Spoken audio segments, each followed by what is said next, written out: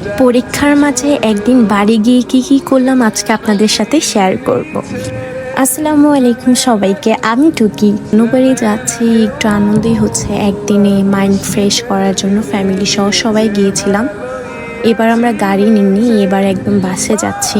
Because একদিনের জন্য এখন ঢাকা শহরে যা অবস্থা, তেলও পাওয়া যায় না। তো আমরা চলতে চলতে চলে আসলাম পদ্মা নদীতে।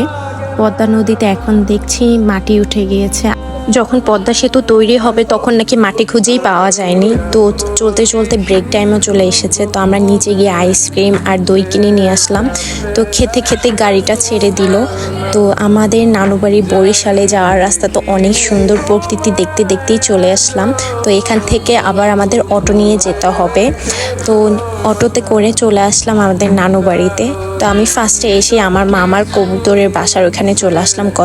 এই বাচ্চাগুলোকে দেখলেও মনে শান্তি আসে। তো আমার মামা আবার একটি কবুতরের বাচ্চা নিয়ে আমার ভাইকে বলছে আদর করতে। তো আমার ভাইও ওকে খুব সুন্দর করে আদর করছে। এই যে আমি অন্ধকারে আমাকে দেখাই যাচ্ছে না, তো আমি বেশিক্ষণ বাসার ভিতরে না থেকে বাইরে চলে আসলাম। এ হচ্ছে আমার মামা তো বোন হাফসা, ওকে নিয়ে আমি সব জায়গায় যাই। তো বললো এখানে কিছু লতি হয়েছে, তোমাকে উঠিয়ে দিচ্ছি। কোন জেলায় এই জিনিসটাকে কি বলে আমি আসলে জানি না। আমাদের বরিশালের ভাষায় এটাকে কচুর লতি বলে।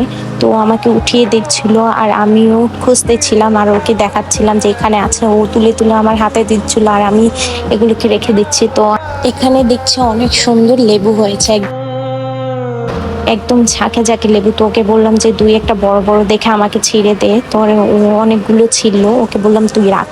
এই হচ্ছে একটা মালটা গাছ, এই প্রথমবার এই গাছে মালটা হয়েছে, মাশাল্লাহ। এটা হচ্ছে আমার মামার ক্ষেত, যেটা কিছুদিন আগে কাটিয়েছে। ওটার পাশে হচ্ছে আমাদের জায়গা। তো এখানে এসে সব জায়গা ঘুরে ঘুরে দেখলাম, ভালোই লাগে। গ্রামে আসলে আর বাসায় থাকা হয় না বেশিক্ষণ। এরপর চলে আসলাম আম্বুল গাছের নিচে। তো আম্বুল সব পড়ে পানির মধ্যে ভেসে আছে। তো আমি দুই একটা পেড়ে খেলাম আর আমার বোন একদম গাছেই উঠে গেছে। বাড়িতে গেলে আমি একদম পাগল হয়ে যাই, কি যে করি কিছুই বুঝি না। তো আমি আম্বুলগুলো খেতেছিলাম আর আমার ভাগ্নে আমাকে ভিডিও করে দিচ্ছিল। তো আজকের মতো এখানেই।